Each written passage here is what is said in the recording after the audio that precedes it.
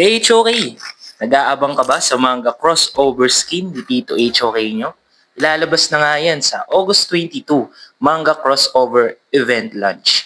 Kaya i-open nyo ni HOK nyo at mag-sign in na kayo para makakuha kayo ng free voice artist voice pack kahit wala kayong skin. Diba ang galing?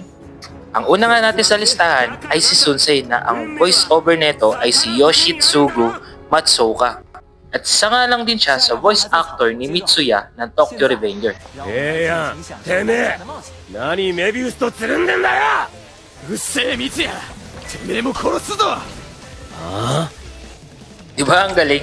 Kaya feel na feel mo na parang anime na yung gamit mong skin na kapag gamit mo tong si Sunsei. Ang pangalawang manga crossover natin ay si Luban No. 7. Ang character voice nga nito ay si Risa Tsumugi. Siya lang naman ang voice over ni Tazuza ng Assault Lily. こんなところで何してるにゃ迷子になったかにゃお腹空いてないか Kaya hindi kayo magtataka kung bakit siya ang voice pack ni Luban. At ang pangatlo nga nating manga crossover ay si Dashao na ang voice over neto ay si Hiromi Iragashi. Siya lang naman ang voice actor ni Yushiro ng Bleach.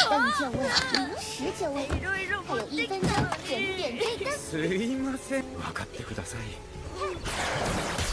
Ang galing, di ba? Grabe yung hinahire ni Tito HOK nyo para lang magawan niya ng mga voice pack itong mga hero na to.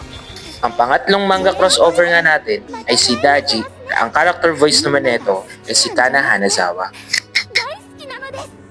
Siya lang naman ang voice actor ni Hatakaru ng Red Blood Cell. 平気平気ありがとうございました Kaya sulit na sulit pag binili mo tong skin na to no? Grabe ka na Tito HOK. Ang panglima nga natin ay si Angela na ang character voice niya ay si Kana Ueda. Siya lang naman ang voice actor ni Rin Tosaka ng Fate Stay Night.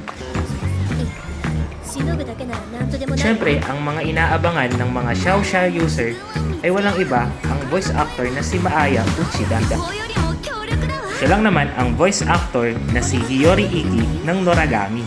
この趣味知ったらお母様はきっとそっとなさると思う好きな人なんだ So ngayon mga ka-HOK, alam nyo na kung sinong nasa likod ng mga voice pack ng mga manga crossover skin ni Tito HOK. Kaya ano pang inaantay nyo? Sa August 22, mag-login na kayo at kunin nyo ang mga limited at voice pack ng mga hero skin na to. At kung umabot ka nga sa dulo ng video ko at gusto mo mga ganitong content, baka naman, like, follow, and share. Yun lang.